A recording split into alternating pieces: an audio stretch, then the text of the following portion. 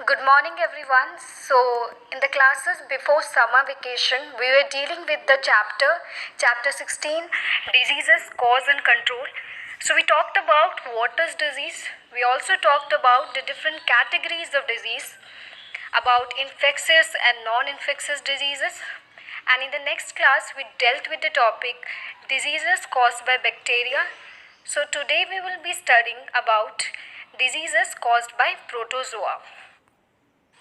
So, so let us try to first remember what is protozoa. If you remember, when we were dealing with the topic kingdom classification, we talked about 5 kingdoms. So one of the kingdom was kingdom protozoa. So what are protozoa? Protozoa include those animals which are unicellular. That means they have single celled and they are either free living means they can either live freely in an environment, either in air or in water or in soil, or they are parasitic. Now what is the meaning of parasitic? Parasitic or parasite are those organisms which live on others body and feed on it. Like you can compare this with the lice on the head. They are feeding on the blood of an organism. So similarly, they are either free living or parasitic. So these protozoans can also cause different kind of diseases and we will be dealing with it. Here a few examples of different protozoans are given in the slide, like paramecium, amoeba, euglena, etc. So the first disease is malaria. Malaria is a common disease caused by a protozoan, a parasite. We are calling it parasite because it is feeding on human blood and its name is Plasmodium. And how it gets inside the human's body? By the bite of an infected female mosquito named as Anopheles. Now mosquito are of two genders, male and female. Male are mostly feeding on the plants, but females are feeding on humans body, humans blood.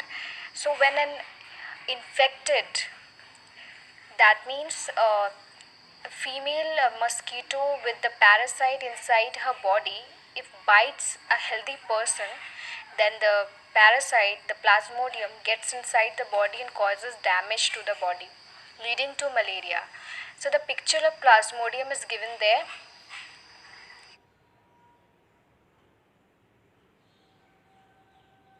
So let us talk about how this mosquitoes become infected and how it infect a healthy person and how the person catches malaria. So the first thing is when a healthy mosquito, that means the mosquito which is not infected, bite an infected person who is already having malaria, then what happens? The parasite along with the blood of the human get inside the mosquito's body. Always remember, an infected female mosquito can only cause malaria. Male don't cause, only female. So the parasite along with the blood of the infected person get inside the mosquito's body, and what it does? It goes inside the body and it start multiplying and growing there. As we know that cells have a property of division. A single cells divide and they become 4, 4 becomes 8, 8 becomes 16, and this is how they are increasing their number, they are growing. Similarly, this protozoans parasite is also a single cell, so it will multiply, it will divide itself and it will grow. So it start growing inside the stomach, gut. The another name for gut is stomach. So the stomach region of the mosquito's body and start increasing its number. So when the parasite has fully grown, it is growing inside the body in the stomach of the mosquito, then the mosquito is said to be called as the malarial vector. Vector means a carrier. That means any organism who is carrying the parasite within its body is known as vector. So what happens when this vector mosquito, that means this infected mosquito, again go and bite a healthy person, then it transmit that parasite along with its saliva into the blood of the healthy person. So, the parasite inside the healthy person's body, it will flow through the blood and it will reach to the liver, and there it start increasing its number. It will again start, only one parasite will enter, and this parasite will start increasing its number. It will start multiplying and growing there, and when it grows in when it increases its number in large amount, then large number, then start destroying the RBCs, red blood cells. So the amount of blood start decreasing in the person's body. There will be unavailability of oxygen carrying, as RBCs are helpful in carrying oxygen. So the person leads to certain symptoms. Now, if you can see in the slide, the incubation period is 3 weeks. Incubation period, if you remember, the period between the entry of the germs inside the body and the appearance of the first symptoms. Like if the mosquito has bitten me today, then today only I am not going to fall sick. But it will take 3 weeks from now to the appearance of symptoms. After 3 weeks, the symptoms will start appearing. The body will become weak. You will start feeling cold. Why feeling cold? Because loss of blood, because the parasite has already eaten up the RBCs, destroyed the RBCs. So due to less amount of blood, the body will start feeling cold. You will get high fevers on the third and fourth day of the appearance of symptoms. Now the next slide, there is a short video which will show you how the parasites get inside the body of a healthy person by the bite of a mosquito, and how it travels down the bloodstream and start multiplying in the liver region of the person and causing malaria. So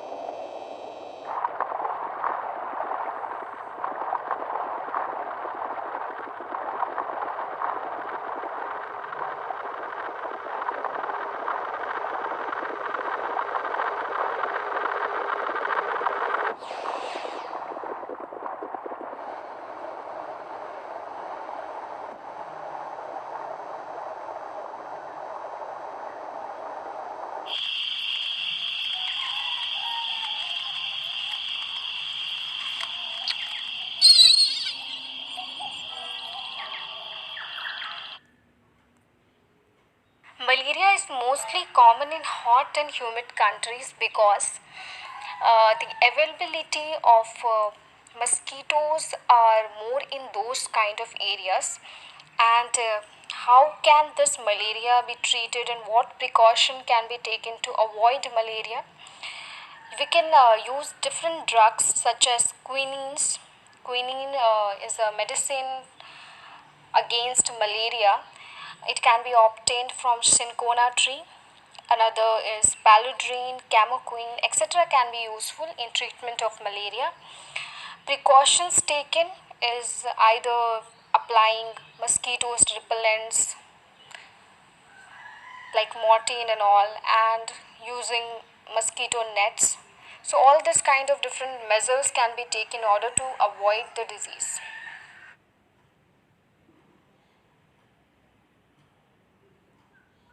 Another disease is amoebic dysentery or amoebiasis. This disease is caused by a kind of amoeba called Entamoeba histolytica. What is amoeba? Amoeba is a microscopic organism. That means you cannot see it with a naked eye. It is a single-celled organism which has a very irregular shape. As you can see in the slide, the blue color diagram shows the amoeba, the picture of amoeba, whose shape is irregular and it has extensions known as pseudopodia. With help of this pseudopodia, it is able to allow the entry of food and exit of waste from the body. And the next picture shows the microscopic view of Entamoeba histolytica.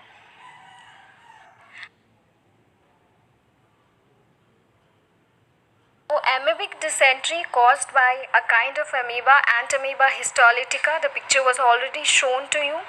How it get entry inside the human's body? By eating the contaminated food and water. When a healthy person eats or consumes contaminated means infected food or water, then the parasite goes inside the body of a human. Now, how the food and water has become infected or contaminated? It is because of the flies. When flies sit on waste and garbage, then the parasite sticks to their wings or legs and it is transmitted to the food when the flies sit on the food. And we, when eat those contaminated food or water, then the parasite get inside the body. And what are the different symptoms? What it does? The parasite destroy the lining, the outer lining, because large intestine is all intestine is also made up of tissues. So tissues have different coverings. So the outer covering, it destroy the outer covering of the large intestine. And what are the different symptoms? Diarrhea, that means loss of water from the body with intense pain. Gripping means intense pain, and continuous water along with the mucus. Mucus is a slippery secretion coming out from the body, different parts of the body, from the nose also. So along with this intense discharge of mucus and sometimes blood in the stools. And due to loss of the water from the body, the person becomes very weak. What is the incubation period? The incubation period is 1 week. That means after 1 week the symptoms will start appearing. And how can we protect ourselves? By proper sanitization. Sanitization is needed. We need to cover the food so that it can be prevented from getting contaminated or infected, and even use of different drugs can be helpful. So, the third disease is sleeping sickness. It is a disease caused by a flagellated protozoan known as Trypanosoma brucei-gambiens and Trypanosoma brucei-rhodioens. Two different species of Trypanosoma, one is gambiens and another is rhodioens. Now, what do I mean by flagellated protozoan? Flagellated protozoan, as you can see in the picture, given in the picture, the purple color diagram, it is a picture of Trypanosoma brucei. It has a tail or a thread-like extension from the body known as flagella. So whichever protozoan which has a flagella in their body are known as flagellated protozoan. Now how it get entry inside the human body? By the bite of a insect known as tsetse fly. Picture is given there. The